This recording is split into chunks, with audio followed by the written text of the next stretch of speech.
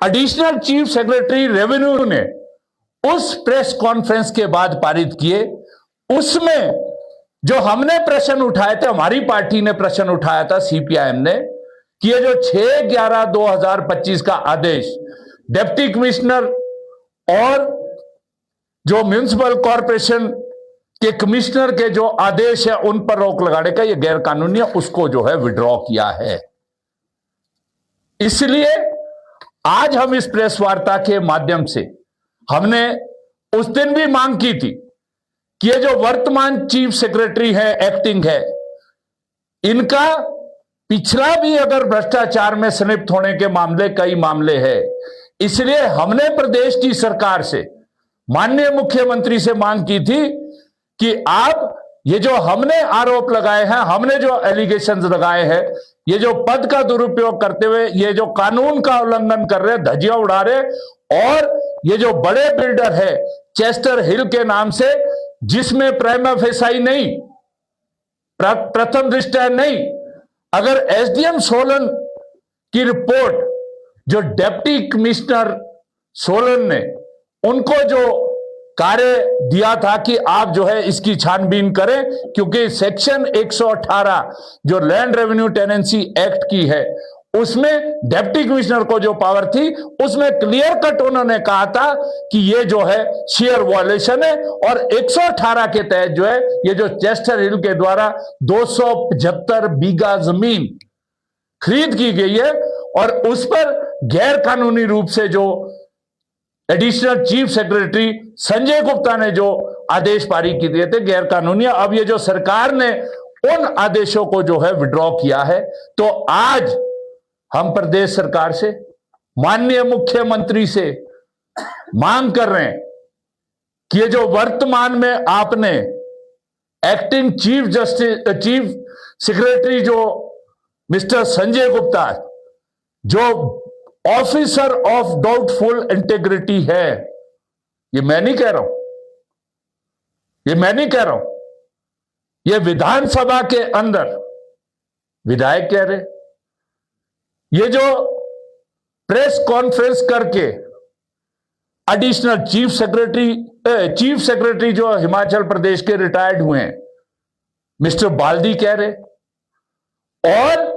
जो उनके द्वारा ये जो समय समय पर नगर निगम आयुक्त, म्युनिसिपल कॉरपोरेशन कमिश्नर और डिप्टी कमिश्नर को उनके कार्य से रोकने का कार्य किया गया है विभिन्न मसलों के अंदर, उसमें ये 6/2/2026 को माननीय उच्च न्यायालय ने भी जो एक आदेश नगर निगम आयुक्त सोलन ने पारित किया था, जिस रूप से उन्होंने 1/11 और 6/11/2025 को चेस्टर हिल में जो है गैर कानूनी रूप से पद का दुरुपयोग करते हुए जो है वो कमिश्नर म्युनिसिपल कॉरपोरेशन सोलन के आदेश पर रोक लगाई थी। उसी तरीके से ये जो दूसरा मामला है सोलन का, जिसमें स्पष्ट रूप से म्युनिसिपल कॉरपोरेशन एक्ट 1994 की धज्जियां उड़ाई गई और कॉरपोरेशन की जमीन पर जो है वो एनक्रोचमेंट की गई थी, जो बेदखली का ऑर्डर और जो रोक का order municipal corporation commissioner Solan ने किया था, उस पर भी उसी तरह से कार्रवाई करते हुए जो है 24 फरवरी 2026 को जो है वो उन्होंने किया था। उस पर अभी 6 अप्रैल को जो है माननीय उच्च न्यायालय ने रोक लगा दी। तो इसलिए सरकार के पास कोई जवाब नहीं रह जाता। मुझे बड़े खेद के साथ कहना पड़ रहा है, विधानसभा के अंदर एक्टिंग चीफ जस्टिस के ऊपर, सदन के अंदर जो लोकतंत्र के जो सबसे पवित्र चुना हुआ जो संस्था है विधानसभा के अंदर, एलिगेशन लगे, किस हद तक लगे कि खंबे लगाने के लिए जो है पैसे खाता है ये संजय गुप्ता। ये मैं नहीं कह रहा हूं, ये प्रोसीडिंग है, आप सबने देखा। आप तो विधानसभा वो एलिगेशन लगे, चेस्टर हिल का जो है विधायक ने जो है वो वहां पर मुद्दा उठाया, बाहर हमारी पार्टी ने सबूतों के साथ कहा, फिर भी मुख्यमंत्री कह रहे कि अफसरों की लड़ाई है। Communist party of India Marxist ये अफसर नहीं है, जो वहां पर एमएलए, चुने हुए एमएलए जो विधानसभा के अंदर मौजूदा सत्र में एलिगेशन कर, वो अफसर नहीं। तो ये जो बहुत ही हल्का बयान इतने गंभीर मसले पर जो है माननीय मुख्यमंत्री ने दिया है, और इसमें पूरी सरकार, एक भी मंत्री जो है, इस जो व्यापक भ्रष्टाचार का मुद्दा है, एक भी मंत्री जो है इसमें सामने नहीं आया। तो स्वाभाविक रूप से हमारी पार्टी सीपीआईएम, जो सरकार का भ्रष्टाचार से निपटने का जो कार्य है, और जो बार बार मुख्यमंत्री ये स्टेटमेंट देते हैं कि हमारा जो है जीरो टॉलरेंस है, और जो ऑफिसर ऑफ डाउटफुल इंटेग्रिटी है उसके खिलाफ हम जो है वो कार्रवाई करेंगे। तो यही संजय गुप्ता परवाणु के अंदर 2009 में, आप पढ़ ले, जेल के अंदर रहे, वो जो करप्शन का इश्यू था। उसके बाद इनके ऊपर जब ये एक अधिकारी के रूप में किन्नौर में काम कर रहे थे,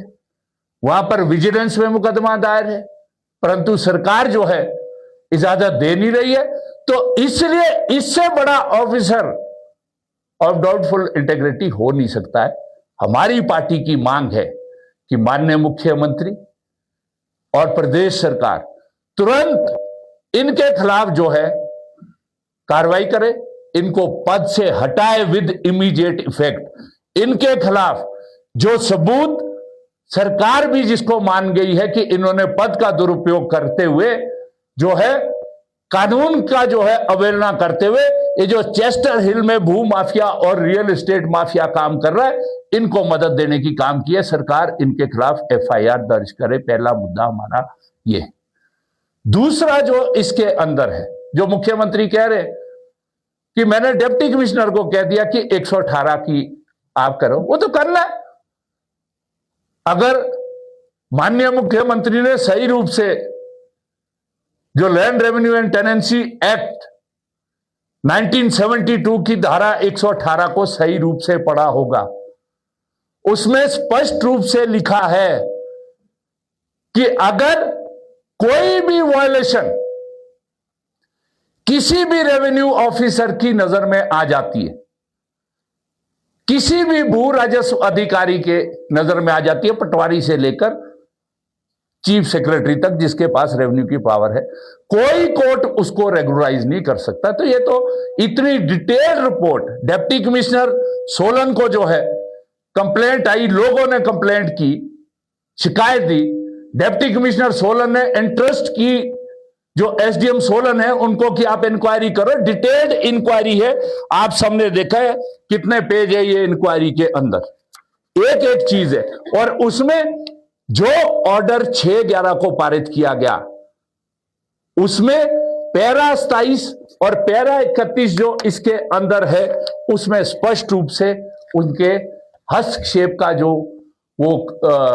रोल है वो स्पष्ट रूप से आता। तो ऐसे अधिकारी को कहीं भी जो है वो रहने का अधिकार रहता नहीं, और वो धमका रहे हैं अपने ऑर्डर्स में कि अगर अब इस कार्रवाई को बंद नहीं करेंगी कमिश्नर म्युनिसिपल कॉर्पोरेशन, तो उनके खिलाफ सीसीएस रूल्स के तहत जो है वो कार्रवाई, सीसीएस रूल तो आपके खिलाफ, तो इमीडिएटली जो है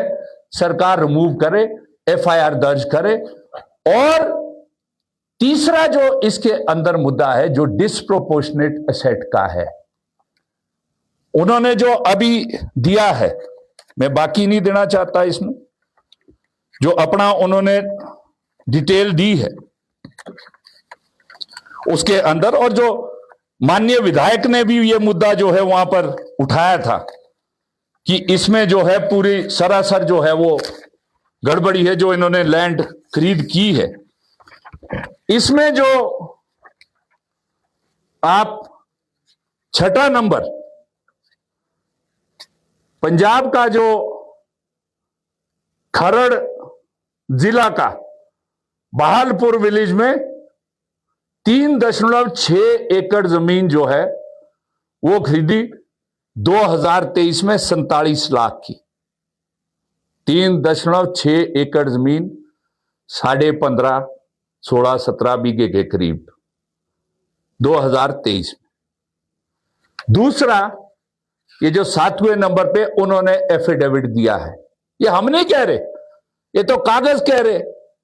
जो सरकार के कागज है। उसमें उसी खरड़, ये जो एसएस नगर है, उसमें श्यामीपुर गांव के अंदर 3.15 एकड़ जमीन 1,38,00,000। और कौन है कौन कौन है इसमें शेयर होल्डर? खुद और इनकी धर्मपत्नी। और कौन सी जगह है ये, जहां पर ये जो पंजाब की सरकार है आने वाले समय में नए चंडीगढ़ का निर्माण करने जा रही है। और मैंने पढ़ी है वो प्रोसीडिंग विधानसभा की, जो माननीय विधायक ने प्रश्न उठाया था कि आप डबल कीमत देकर सरकार, संजय गुप्ता की जो ये जमीन है, ये विधानसभा के रिकॉर्ड के अंदर, इसको सरकार एक्वायर कर ले। और वहां पर वो तो एमएलए तक ही सोच है, वो तो केएनएच में भी आपने देख लिया। अगर कहते कि हिमाचल के जो लोग इलाज कराने जाते हैं उनके लिए, उन्होंने भी कहा कि एमएलए के लिए हॉस्टल बना दो। कितने हॉस्टल चाहिए? मैं चलो एक हद तक उनकी बात मान रही। ये जमीन इंक्वायरी अगर करेंगे तो ये कम से कम जो है,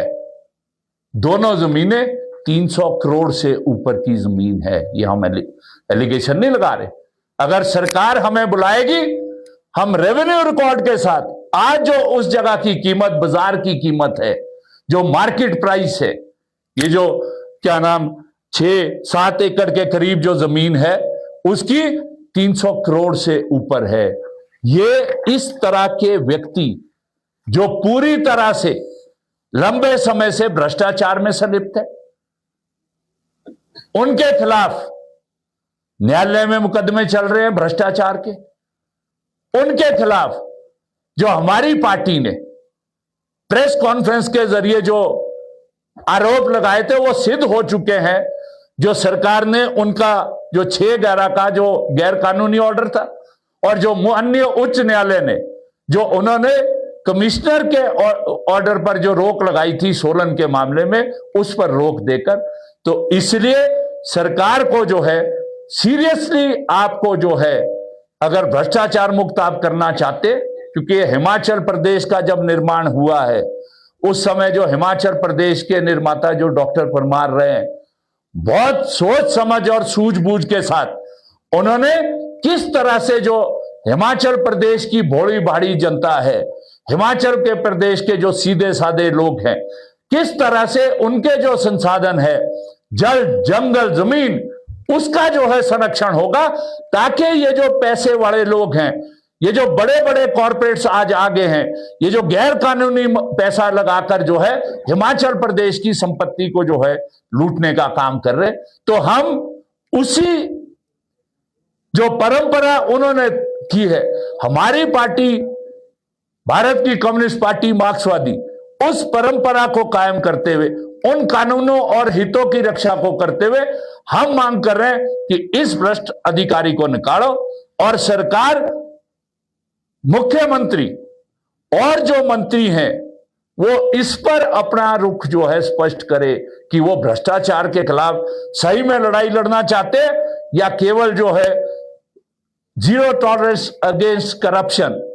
ये जो ऑफिसर्स ऑफ डाउटफुल इंटेग्रिटी, इनके खिलाफ जो है केवल मात्र ये इस पे कर रही है। यदि सरकार अब भी ये कार्रवाई नहीं करेगी, हम मांग कर रहे हैं, हमने उस दिन भी मांग की थी कि इसकी निष्पक्ष जांच होनी चाहिए, क्योंकि इसमें उच्चतम अधिकारी जो है प्रदेश सरकार के, चीफ सेक्रेटरी जो है वो सम्मिलित है, कोई अधिकारी इनके खिलाफ वो कर नहीं सकता क्योंकि सीनियर मोस्ट आईएएस ऑफिसर है। इसलिए न्यायिक जांच किसी न्याय अधिकारी से कमेटी ऑफ एक्सपर्ट्स के तहत वो कराई जाए, ताकि ना केवल चेस्टर हिल का मामला तो स्पष्ट है, वो ज्यादा दिन तक रोक टोक नहीं कर सकते। अगर डीसी सोलन भी अभी इसमें डीली डुली करेंगे तो उनका भी रोल जो है इसमें स्पष्ट होगा। तो न्यायिक जांच किसी एक्सपीरियंस्ड जुडिशियल ऑफिसर से, कमेटी से, ना केवल चेस्टर हिल, ये जो पूरे प्रदेश के अंदर आपने पिछले दिनों शिमला के अंदर भी देखा, एक मामला आया, सत्ताधारी पक्ष के जो एक नेता है, युवा नेता है, जो पुलिस की रिपोर्ट दर्ज हुई है, उनके ऊपर जो हमला हुआ है वो भी इसी लैंड डील को लेकर जो हुआ है। तो इसलिए ये हिमाचल प्रदेश के अंदर कानून और व्यवस्था बनी रहे। हिमाचल प्रदेश के अंदर जो हिमाचल प्रदेश की जनता के हक हकूक है,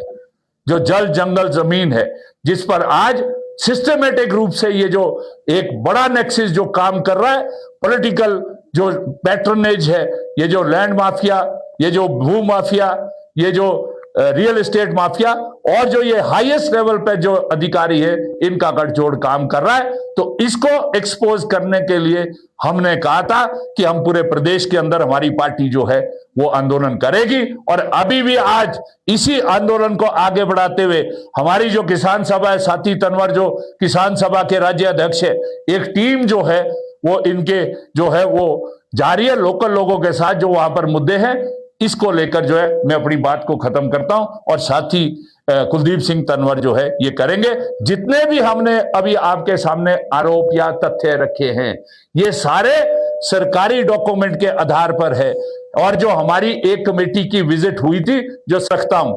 क्योंकि इससे बड़ा जनहित का मुद्दा कोई हो नहीं सकता है। इससे बड़ा जो कानून की अवहेलना और जो कानून के रक्षक है वही भक्षक बनकर जो है वो कर रहे। तो स्वयं संज्ञान लेते हुए माननीय उच्च न्यायालय भी हम आशा करते हैं कि वो जो है इस पर कार्रवाई करेंगे, जिस तरह से और भी जनहित के मुद्दों पर करते हैं। तो ये हमारी उम्मीद है, ये आंदोलन रुकेगा नहीं, सरकार को अपना दायित्व करना पड़ेगा। हमारी पार्टी ये जमीनी स्तर से उठकर ऊपर तक सचिवालय तक घेराव करने से पीछे नहीं हटेगी। साथी कुलदीप सिंह तनवर।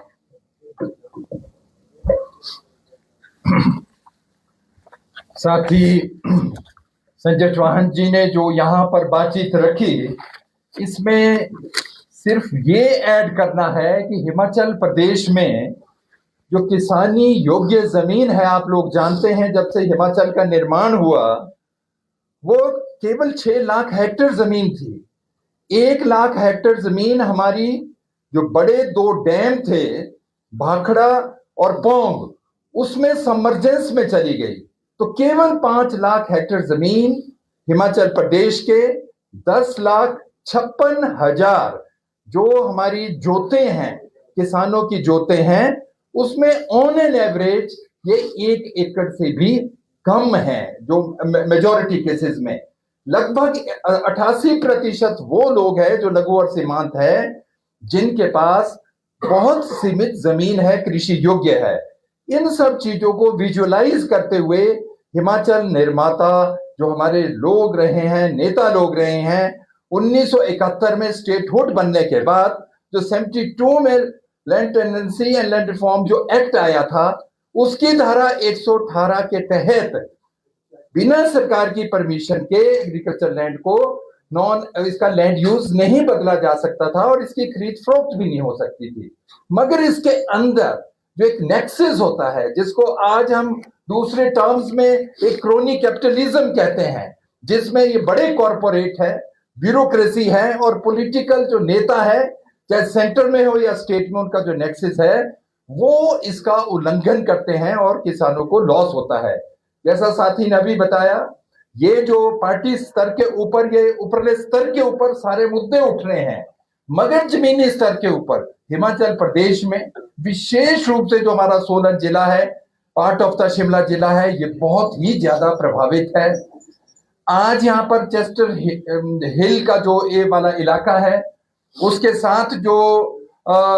जो पंचायत थी, उसमें जो बेर गांव के लोग थे, लगभग 50 वहां से किसान सभा के सदस्य वहां का जो हमारे यूनिट के साथ डिप्टी कमिश्नर महोदय से मिले हैं अभी, और उनको अपनी समस्याएं बताई हैं। जिस समय ये बड़े बिल्डर्स काम करते हैं, वो सारा जो मक है, मलबा है, उसकी जो डंपिंग है लोगों की घासनियों में, नालों के अंदर, शामला जमीन में करते हैं, उससे जो एडजॉइनिंग एरिया है वो बहुत ज्यादा प्रभावित होते हैं। उनकी घासनियां खराब हो रही है। वहां पर जो एक लिफ्ट इरिगेशन की स्कीम थी, वो इस पिछली आपदा में वो टोटल डिस्ट्रॉय हुई। लोग बहुत मुश्किल से उसको दोबारा ठीक कर पाए। सोलन की टोटल इकोनॉमी, हिमाचल का सबसे प्रमुख जिला है जहां पर वेजिटेबल प्रोडक्शन होती है, तो वहां का किसान इतना परेशान है, बोलते हैं हम अकेले के लिए तो हम कई बार इसमें रिप्रेजेंट कर चुके थे, वहां देवेंद्र जी है, राजेंद्र जी है, पर उसके ऊपर कोई कॉग्निजेंस सरकार की तरफ से, एडमिनिस्ट्रेशन की तरफ से नहीं लिया गया। अब वहां पर जो किसान सभा ने हस्तक्षेप किया है उसके माध्यम से सारा किसान वहां का इकट्ठा हुआ है, महिला मंडल इकट्ठे हुई है, और आज डिप्टी कमिश्नर ने आश्वासन दिया है कि विद इन 2 डेज जो लोकल एसडीएम हैं वो उस एरिया में विजिट करेंगे। इस बरसात से पहले जो पूरे नाले हैं जो अश्विनी खड्ड तक जाते हैं उनको साफ करवाएंगे, नहीं तो उनकी सारी इरिगेशन की स्कीम्स खराब हो रही है। उनकी घासनियों में उनकी जो प्राइवेट लैंड है उसके अंदर जो डंपिंग हुई है उसको या मुआवजा दिलाएंगे।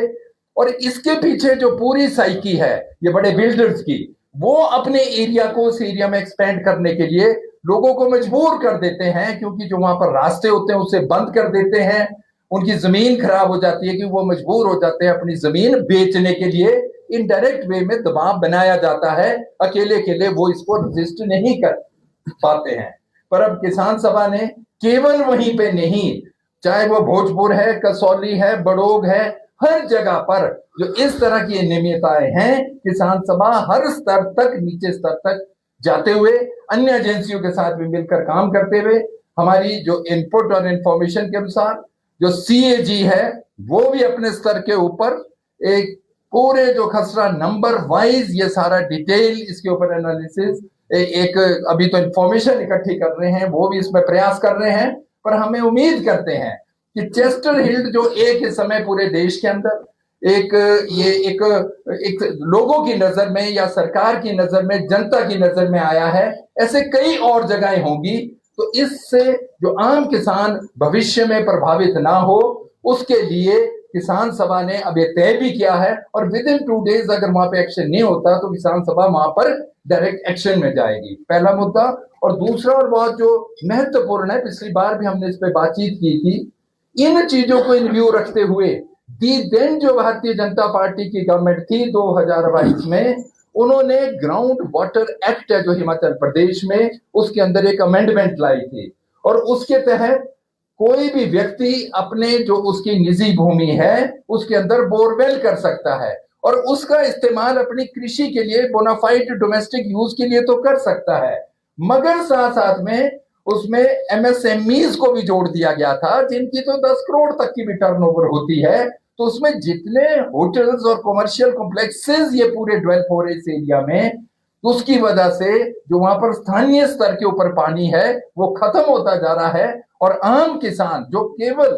सब्जियों के ऊपर वहां पर निर्भर है और कोई भी रोजगार नहीं है, वो इससे प्रभावित हो रहा है। तो पिछले दिनों माननीय मुख्यमंत्री को जब हमारा एजिटेशन था, हम लोगों ने उनको रेखांकित किया था, उन्होंने कहा था कि हम इस पे एक्शन लेंगे, पर अभी तक एक्शन नहीं हुआ। ये जो फिर जल जंगल जमीन की जो साथी ने यहाँ बात की है, इसमें खास तौर पर जो जमीन और पानी का मुद्दा है वो बड़ा इंपॉर्टेंट है, और हिमाचल की यहाँ की इकोनॉमी के लिए ये बहुत ही महत्वपूर्ण है। तो किसान सभा इसमें हर स्तर के ऊपर, निचले स्तर के ऊपर फाइट करते हुए, और इसमें क्योंकि जो इसमें इन्वॉल्वमेंट है वो ऑफिशियल्स की टॉप लेवल पे तो है ही है, पर उसका इंपैक्ट नीचे ग्रास रूट लेवल तक जाता है, और एक आम किसान उसको अकेले से फाइट नहीं कर पाता। तो इसको हम हर स्तर के ऊपर फाइट आउट करेंगे। और जो अभी एक निर्णय एक लिया है पार्टी की, एक जो समझ बनी है कि अगर इसके ऊपर एक्शन नहीं हुआ तो पार्टी फिर डायरेक्ट एक्शन के अंदर भी जाएगी, क्योंकि अगर एक टेंटेड ऑफिसर को ही हेड ऑफ द एक स्टेट एडमिनिस्ट्रेटिव लेवल के ऊपर अगर रखा जाए, हो सकता है उन्होंने एक बहुत अन्य मुद्दे, अन्य जो उनके कोलीग्स रहे हैं, सीनियर्स रहे हैं, अन्य 4-5 पिछले 8-10 साल में, केवल एक अनिल खाची जी को छोड़ के जितने भी चीफ सेक्रेटरी रहे हैं, या आज वो कहीं भी किसी स्तर के ऊपर हैं, चाहे रेरा के अंदर है, बिजली बोर्ड में है, कहीं भी है, सबके ऊपर आरोप लगाए हैं, उनकी भी छानबीन हो। हमारा संजय गुप्ता जी से व्यक्तिगत तौर पे कोई डायरेक्ट ऐसा कॉन्फ्लिक्ट नहीं है, पर जिस स्तर पर, जिस तरह से उन्होंने इसके अंदर डायरेक्टली इंटरवीन करके छोटे ऑफिसर्स को एक इससे रोका है काम करने से, और उनको थ्रेट किया है कि उनके अगेंस्ट डिसिप्लिनरी एक्शन लिया जाएगा, ये बहुत ही, ये कभी भी टॉलरेट नहीं किया जा सकता, और इससे जो करप्शन है वो बहुत ज्यादा बढ़ेगी। इस पे अगर हम रोक लगाना चाहते हैं तो इसको इसी बार, और हिमाचल की जनता इसके लिए इसमें बहुत इसमें लोगों का रिस्पॉन्स है और हम उम्मीद करते हैं इस पे बड़ी जल्दी कोई ना कोई समाधान होगा। धन्यवाद। हाँ, अंत में जो है, क्योंकि आपका रोल बहुत अहम है इसमें, क्योंकि 30 मार्च को जब हमारी पार्टी ने प्रेस कॉन्फ्रेंस किया, उसके बाद जो एक्टिंग चीफ सेक्रेटरी है उन्होंने भी प्रेस कॉन्फ्रेंस किया। मुझे बड़े खेद के साथ कहना पड़ रहा है कि हिमाचल जैसा शांत, सभ्य और शिक्षित राज्य, जो देश के अंदर सारे जो इंडिसेस है, जितने भी सूचकांक है, उसमें उच्च श्रेणी पे माना जाता है, उसके एक्टिंग चीफ सेक्रेटरी और 3 जो पूर्व चीफ सेक्रेटरी जिनके ऊपर एलिगेशन जो है एक्टिंग चीफ सेक्रेटरी ने लगाए, और एक एडिशनल चीफ सेक्रेटरी लेवल के ऑफिसर भ्रष्टाचार में संलिप्तता को लेकर जो है वो प्रश्न उठे हैं। हमारी पार्टी किसी के उसमें नहीं आई है। हम ये कह रहे हैं, जैसा मुद्दा ये उठा है, उन्होंने भी कहा है कि 2017 से लेकर ये चेस्टर हिल में जो है बेईमानी हो रही है। जो चीफ सेक्रेटरी हमारे एक्टिंग है संजय गुप्ता ने अपनी प्रेस को हमें कह रहे हैं, चाहे पिछली सरकार जो भाजपा की सरकार थी, या जो पिछले जो चीफ सेक्रेटरी थे, या रेरा के अंदर जो भी घोटाला हुआ है, जो भी गैर कानूनी रूप हुआ है, तभी हमने कहा कि जुडिशियल इंक्वायरी। तो इसलिए जिन अधिकारियों के नाम इसके अंदर आए हैं, चाहे वो रिटायर हो गए, चाहे वो अभी एक्टिंग है, तभी जाकर जो है ये सच्चाई सामने आ सकती है, जब इस मुख्य सचिव को जो है अपने पद से हटाया जाएगा, तब होगा ना। अदरवाइज कौन इसमें मदद करेगा? और पूरा एक जुडिशियल इंक्वायरी जो है, जिनके और नाम आए हैं, उनका होगा। हमारा एजिटेशन रुकना नहीं है। ये शायद मुख्यमंत्री भी जो है ये समझ रहे कि अधिकारियों की लड़ाई है, या कुछ लोग जो विधानसभा में बोलकर हम CPIM है, हम जनता के ताकत के आधार पर इस मुद्दे को जो है लॉजिकल एंड तक ले जाएंगे। ये हम आपके माध्यम से जो है प्रदेश की जनता से भी अपील करते हैं। ये जो सरकार के अंदर बैठे उच्च अधिकारी हैं, भ्रष्टाचार में संलिप्त है, ये जो रियल एस्टेट लैंड माफिया है, यहां पर हवाला का पैसा लग रहा है, जो भी संरक्षण देगा, इसको हम जो है ये प्रदेश के जल, जंगल और जमीन को बचाने के लिए इस आंदोलन को और तेज आने वाले समय में हम करेंगे। अगर सरकार न्यायिक जांच नहीं करवाती है सर, अगर सरकार न्यायिक जांच नहीं करवाती है तो क्या CPIM कोर्ट जाएगी? देखें, बेसिकली जो है न्यायालयों का काम, जो संसद विधानसभा द्वारा बनाए गए कानून है, उनकी व्याख्या करने का है। परंतु जो व्यवस्थाएं हैं कि न्यायालय, कई बारी जब लोकतंत्र में चुनी हुई सरकार या विधायिका इस तरह के मुद्दों पर जो है कार्य नहीं करती है, अपने दायित्व का निर्वहन नहीं करती है, तो वो न्यायालयों के अंदर उन मामलों को जाकर उस पर जो है न्यायालय हस्तक्षेप करता है। हमने आशा की है आज प्रेस कॉन्फ्रेंस, क्योंकि उच्च न्यायालय कई बार इस तरह के जो जनता से जुड़े हुए मुद्दे हैं, जो इस तरह के मुद्दे हैं जिस पे हस्तक्षेप सरकार नहीं करती है, तो वो स्वायत्त संज्ञान भी लेती है। हमें आशा है कि उच्च न्यायालय स्वायत्त संज्ञान लेकर इसकी न्यायिक जांच के लिए जो है कोई कार्रवाई करेगा। अगर नहीं इस तरह का होगा, हमारी ऑप्शंस ओपन है। पर जिस तरीके से हमने कहा है कि हम ये जनता के संसाधनों की लूट, ये जो उच्च अधिकारियों के गठजोड़ के माध्यम से हो रहा है, हम इसको छोड़ेंगे नहीं। हमारी पार्टी, आपको मालूम है, जनता की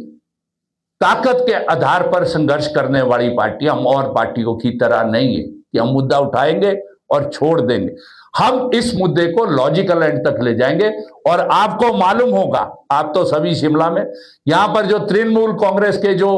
MP थे KD सिंह, उन्होंने मशोबरा के अंदर खरीद की थी, जिसमें एक स्कूल था और करीब 600 बीघा के करीब तारा देवी के पास लैंड थी। हमारी पार्टी CPIM थी, जिसने इस मुद्दे को उठाया और तत्कालीन सरकार को मजबूर किया वो सारी जमीन जो है 118 की वॉल्यूशन के तहत खरीद की थी उसको वेस्ट सरकार में कराया। अभी मुद्दा सिर्फ उसको नहीं, वो तो होगा नहीं, कोई करेगी तो हम सड़क पे उतर कर सरकार को भी उसको बता दें। और अगर अभी तो ये है कि जो एक सुनियोजित रूट उच्च अधिकारी, लैंड माफिया, भू माफिया और ये जो हवाला और जो दूसरे भी यहां पर एलिगेशन लगे, ये जो गैर कानूनी पैसे का हो गया इस प्रदेश के संसाधनों को लूटने के लिए, हम उसको रोकने के लिए जो है जनता की मदद, आपकी मदद जो है वो चाहते हैं, ताकि इस प्रदेश के एक एक व्यक्ति के जो अधिकार है, जो एक एक व्यक्ति का जो जल, जंगल और जमीन, हमारे संसाधनों पर जो हक है, उसको जो है बरकरार रखा जा सके। आपने जो खरड़ वाली जमीन का रेफरेंस दिया है, जी, उसमें जो एक्टिंग चीफ सेक्रेटरी है उन्होंने पहले ही क्लैरिफाई किया है, जो वो जमीन उन्होंने खरीदी है वो वहाँ के लैंड वैल्यूज से ज्यादा कीमत से खरीदी गई है। आप इसको एसेस कर रहे हैं 300 करोड़, उसका आपके पास क्या सबूत है? और दूसरा, will you be taking it to the government of Punjab through your counterparts, या फिर हाई कोर्ट में वहां पर इस मैटर को चले? देखें, ये बहुत गंभीर आरोप भी है, जिम्मेवारी सरकार की है, हमने रखा है। अगर सरकार कहेगी कि ये जो 300 करोड़ का आपने आंकड़ा दिया, हम उसमें पूरी मदद करेंगे, डेफिनेटली। अगर सरकार नहीं करेगी तो इसी तरह से, जिस तरह से आज हमने कहा है, हम वो तथ्य भी आपके सामने रख लेंगे। उसको जो है, मैं तो ये कह रहा हूं, मैं एक और एलिगेशन लगा रहा हूं कि क्या ये जो एक्टिंग चीफ सेक्रेटरी हैं, इनके कौन रिश्तेदार है जो प्रॉपर्टी डीलर है? मैं नहीं जाना चाहता अभी उस हद तक। हम जिस दिन खुलासा करेंगे, आप ये स्पष्टीकरण दे दे, जिस तरह से उन्होंने पिछली प्रेस कॉन्फ्रेंस का दिया। अगर ये कहेंगे कि मेरा कोई रिश्तेदार नहीं, हम आपके सामने सारे तथ्य भी रखेंगे। परंतु अभी क्या है कि इस दागदार छवि के करप्ट चीफ सेक्रेटरी के पद पर रहने का कोई अधिकार नहीं है मिस्टर संजय गुप्ता के ऊपर, और ये सरकार का दायित्व है। सरकार उससे नहीं भाग सकती कि मैंने जो है ये 3 अफसरों की लड़ाई है। सीपीएम 3 अफसर है, जो विधायक वहां पर उठा रहे हैं वो 3 अफसर है। इससे भी नहीं हो सकता कि मैंने 118 में कह दिया, वो तो होनी है, वो तो नहीं होगा तो डीसी भुगतेंगे, उनको भुगतना है, उसमें करेंगे, ऑलरेडी भी हुआ है। अगर आप mister Madan versus state of HP high court का ऑर्डर पढ़ लें, उसमें भी कार्रवाई हुई अधिकारियों के ऊपर। ऐसा नहीं है हम और लोगों की तरह इस मुद्दे को नहीं उठा रहे, ये हमारे लिए जनता का मुद्दा है। आप डेफिनेटली, अगर वो ये कहेंगे कि ये एलिगेशन गलत है, तो हम वो कर ले, अभी कर ले, प्रेस कॉन्फ्रेंस देख रहे होंगे, अब हम भी देख रहे थे उस दिन, हमें भी किसी ने भेज दिया, आपके दोस्तों ने, वो कर ले, शाम को हम दे देंगे तथ्य। ऐसा नहीं है। लेकिन पंजाब सरकार से टेकअप करवाएंगे नहीं, अभी सीपीआईएम को जो है, हम तो लोकतंत्र में तो सरकार की जिम्मेवारी, अगर इस तरह का नहीं सरकार करेगी तो जनता की ताकत भी चाहिए। हम उनसे जो वहां पर हमारी ताकत है छोटी मोटी पंजाब के अंदर, वहां भी एजिटेशन कराएंगे कि तुम्हारे हकों की लूट सूट जो है, यहाँ अफसर यहाँ का पैसा लूट के वहां की जमीनें लूट रहे। सर, कांग्रेस के मंत्री भी जो है कुछ अफसरों पर सवाल उठाते हैं, खासकर बाहरी राज्यों के। आपका क्या मानना है? व्यवस्था है मतलब कि बाहरी राज्यों के अफसर उस तरह से प्रश्न मुझे तो अच्छा लगता अगर कांग्रेस के मंत्री इस चेस्टर हिल के मुद्दे पे एक बयान दे देते और भ्रष्टाचार की लड़ाई को आगे लेने की बात करते। प्रश्न ये नहीं है, परंतु जो अभी एक एक्टिंग चीफ सेक्रेटरी जो वर्तमान में कार्यरत है, 3 रिटायर्ड चीफ सेक्रेटरी और 1 एडिशनल चीफ सेक्रेटरी, वो हम नहीं लगा रहे एलिगेशन, वो एलिगेशन और काउंटर एलिगेशन किसी आधार पे लगा रहे हैं जो इतने उच्च पद पे, तो सरकार ही उसको जो है अभी नहीं कर रही है। अभी तो जो सामने आ गया उनके कर लो, ये अंदर बाहर के जो है ना, कुछ लोग बाहर के अच्छे भी रहे, तरुण श्रीधर जैसे ऑफिसर, बेशक वो हमारे जमीन से जुड़े हुए, उनके अलावा कई और ऐसे ऑफिसर्स हैं जो रहे हैं, जिन्होंने योगदान जो है यहां पर दिया है। तो इसलिए जो भी करप्ट है, चाहे वो बाहर का है चाहे अंदर का है, सरकार को उसके खिलाफ जो है कार्रवाई करनी है। पर ये जो 5 लोगों के नाम सामने आ गए हैं, एक जो वर्तमान चीफ सेक्रेटरी, 3 चीफ सेक्रेटरी जो रिटायर्ड जिनके ऊपर उन्होंने एलिगेशन लगाया और एक एडिशनल चीफ से, उनके खिलाफ तुरंत कार्रवाई करे। सबसे पहले इन संजय गुप्ता को पद से हटाए। ये नहीं हो सकता कि मई में रिटायर होने हैं इसलिए हम आपको सेफ पैसेज दे दे। ये सरकार की भी फिर कहीं ना कहीं उस पर मंशा हमारे को लगती है।